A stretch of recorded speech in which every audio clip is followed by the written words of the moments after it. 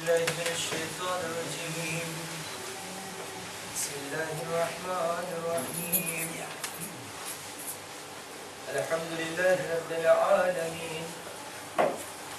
الصلاة والسلام على سيدنا محمد وآله الطيبين الطاهرين.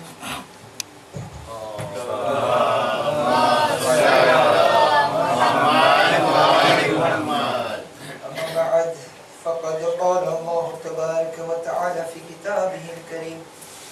بسم الله الرحمن الرحيم. ومن الناس من يقول آمنا بالله وباليوم الآخر وما هم بمؤمنين. صدق الله العلي العظيم. اللهم صل على محمد وآل محمد. Chers parents, frères, sœurs, les enfants, assalamu alaikum wa rahmatullahi wa barakatuh. Wa alaykum assalam wa rahmatullahi wa barakatuh. Depuis 2 nuits, nous essayons de méditer, de réfléchir sur le fait que il y a une possibilité que moi qui prétends être un croyant, moi qui prétends être un mu'min, il se peut que selon les critères d'Allah subhanahu wa ta'ala, je ne sois pas finalement un vrai mu'min. Et c'est à propos de ce sujet exactement qu'on est en train de parler, de discuter. Et hier, on était arrivé sur le point, j'avais même donné un exemple, une citation en français qui dit « L'habit ne fait pas le moine ». Parfois, vous allez trouver des personnes qui ont l'air d'un Maulana, qui ont l'air d'un saint, mais au fond, ils ne le sont pas. Avant que je continue les explications sur les versets coraniques qu'on a vus depuis 2 nuits, nous trouvons l'histoire de Imam Ali ibn Abi Talib alayhi salam.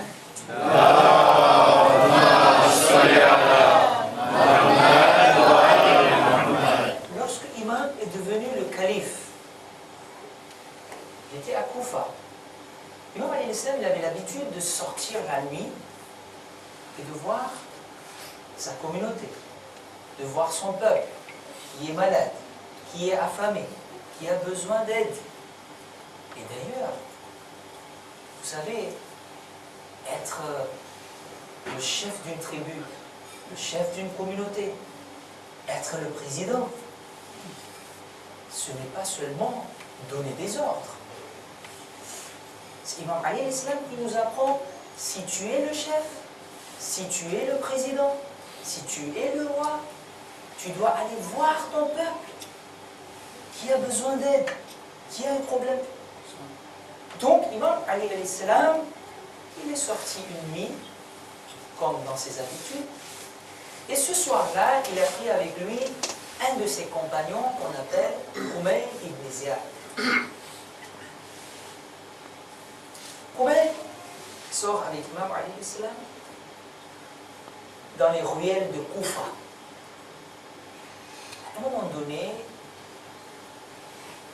ils étaient en train d'avancer. Il y avait une maison, en pleine nuit. Dans cette maison, il y avait une personne, un qari al-Qur'an, qui était en train de réciter le Qur'an avec une voix mélodieuse. À un moment donné, il s'arrêta brusquement.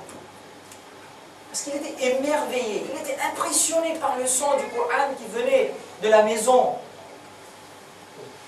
Imam Ali l'Islam s'étonna et dit, comment? Pourquoi tu t'es arrêté? Il dit, oh Moula, oh mon maître. Vous m'attendais pas. Je suis tellement impressionné, ça me fait tellement du bien que j'ai envie de rester debout jusqu'au matin pour écouter cette récitation du Coran. Avant que j'avance, nous, qu'est-ce que nous faisons? C'est encore récitation de Yassine. C'est après qu'on va monter. Donc le Maulana va commencer son takrir. Il y a beaucoup de points à parler sur ces choses-là, mais ce n'est pas mon sujet. Mais il a dit, Moula, c'est très impressionnant. Je suis émerveillé.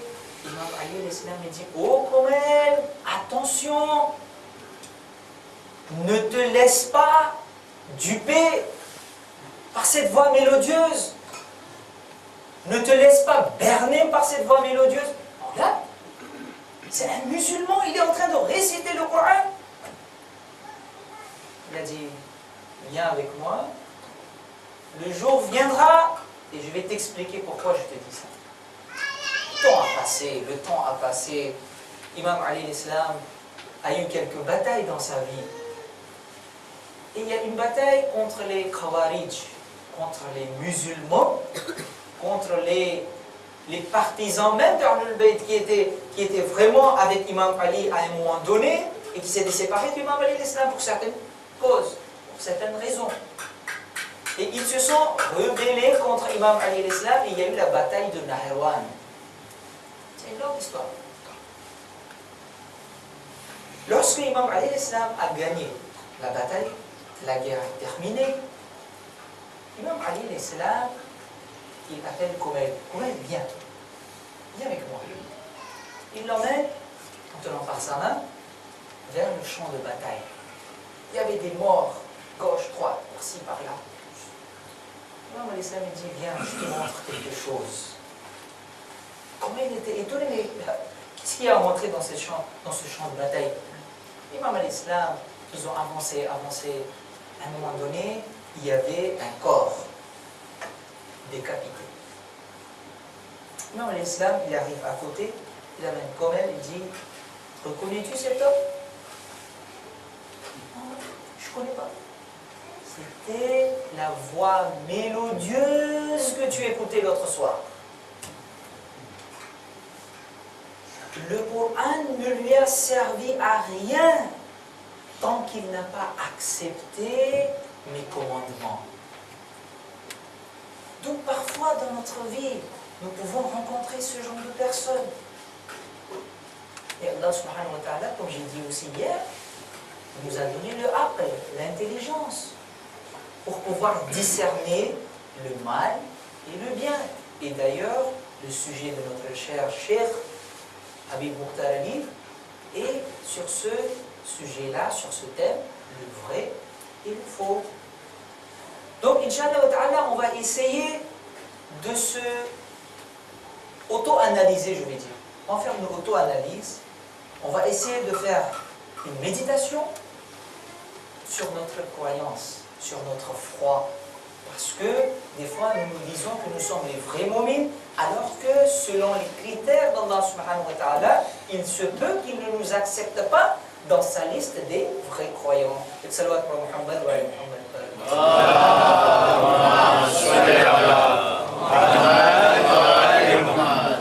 Depuis 2 nuits, nous avons essayé de montrer que si nous devenons un vrai croyant, alors Allah subhanahu wa ta'ala, il va nous accorder des faveurs.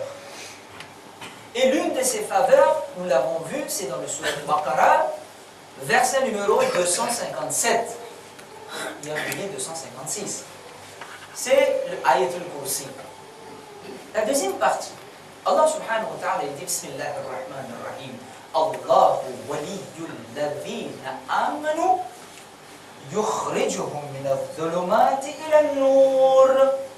C'est l'une des faveurs qu'Allah subhanahu wa ta'ala donne à ses croyants, à ceux qui ont la foi, les vrais moumines. Il dit quoi? Il dit, lorsque tu deviens un vrai croyant, Allah subhanahu wa ta'ala, il deviendra ton défenseur. Même si toute la planète devient contre toi, tu n'auras pas à avoir peur. Parce qu'Allah subhanahu wa ta'ala, il est ton protecteur. Seulement ça? Non. Allah subhanahu wa ta'ala dit yukhrijuhum min adh-dhulumat ila an-nur. Dhulumat, vous savez, ça veut dire quoi? Dhulumat, c'est l'ensemble de tous les mots qui existent sur cette terre. L'ignorance, c'est dhulumat.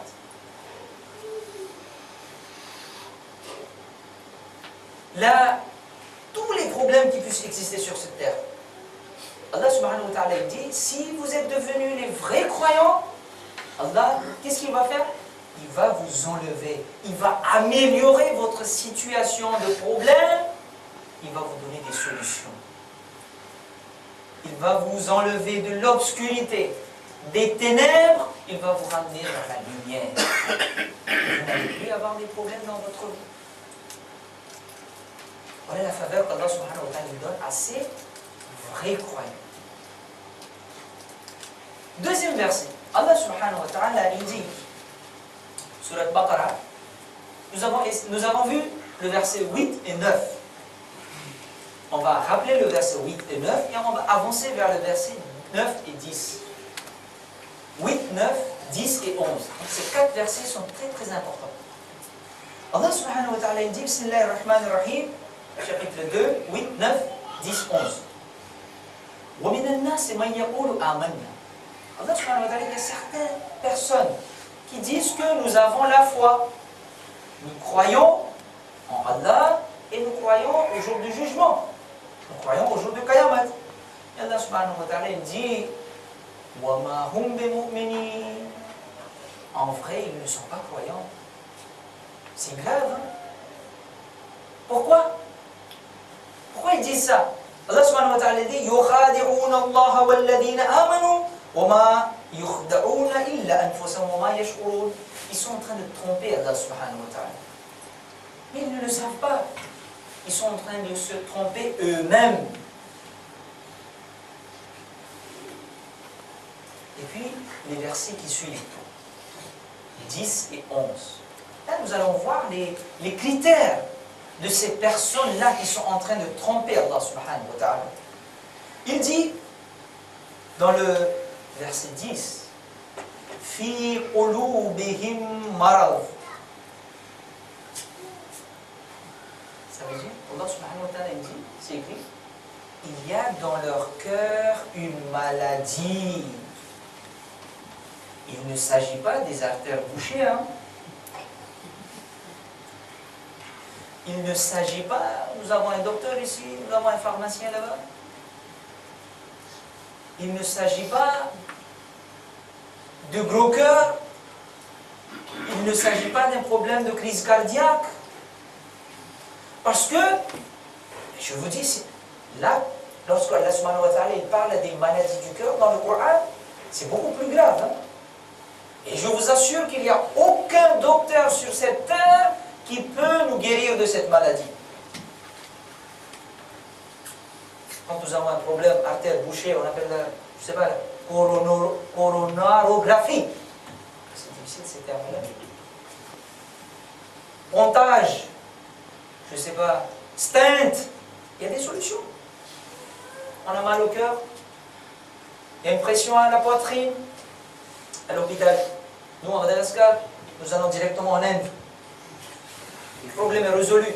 1 semaine, 2 semaines, il devient bien retapé, comme on dit.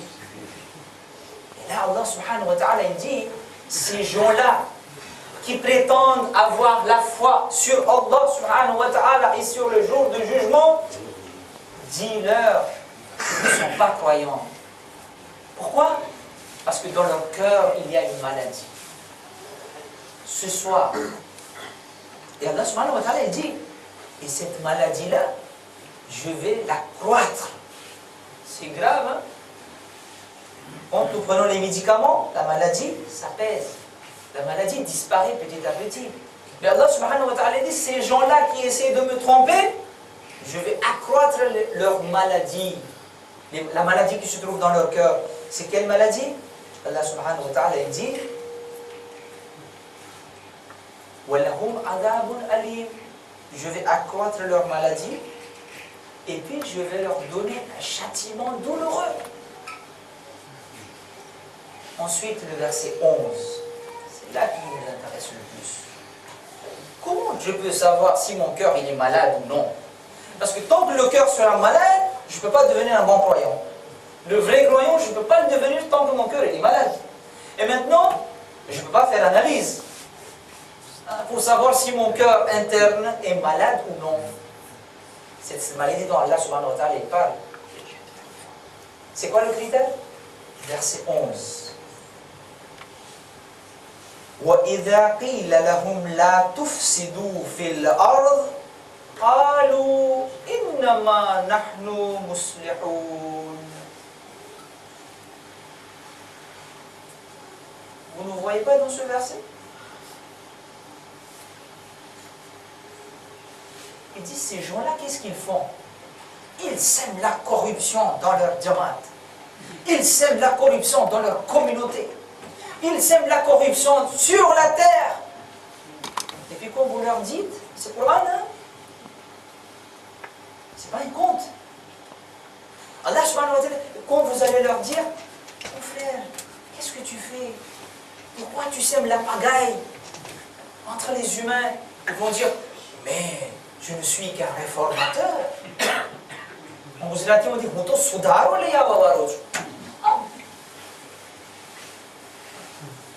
Inch'Allah, on va essayer d'expliquer encore plus en détail quels sont les critères, comment je peux savoir si mon cœur il est malade ou non. Parce que tant que le cœur il est malade, le vrai iman ne pourra pas y pénétrer. Et tant que le vrai iman ne pénétrera pas notre cœur, nous serons des mu'mins superficiels. Et les mu'mins superficiels, ils n'auront pas le najat, ils n'auront pas le succès, ils n'auront pas la réussite le jour du jugement. En cette nuit de Muharram, nous allons entamer la 7e nuit de Muharram. Inch'Allah, nous allons écouter notre cher cheikh qui va nous parler du martyr de Janab al-Qasim ibn al-Hussein al-Islam. Juste pour apporter un petit brique dans le thawab. Vous savez, Janab al-Qasim al-Islam, il était tellement petit. Certains disent qu'il avait 13 ans, d'autres 11 ans, d'autres 14 ans. Peu importe. Vous savez, quand notre enfant à la maison, quel est le critère pour déterminer qu'un enfant, il est encore enfant? C'est lorsque, à chaque fois qu'il tombe, à chaque fois qu'il a un problème, à chaque fois qu'il a envie de pleurer, dans sa bouche sort la première phrase, « Maman !» Dans la bataille de Karbala, ceux qui sont tombés du cheval, chacun des martyrs, soit ils ont appelé l'imam Hussein alayhi salam, soit ils ont envoyé leur dernier salut à l'imam Hussein alayhi salam, mais seulement Qasim était le seul martyr lorsqu'il tomba du cheval, dans sa bouche sortit, « Oh maman, ton Qasim n'est plus de ce monde. » Inna lillahi wa inna ilayhi raji'un. Inna Allaha wa malaikatahu yusalluna 'ala an-nabi ya ayyuhalladhina amanu sallu 'alayhi wa sallimu taslima.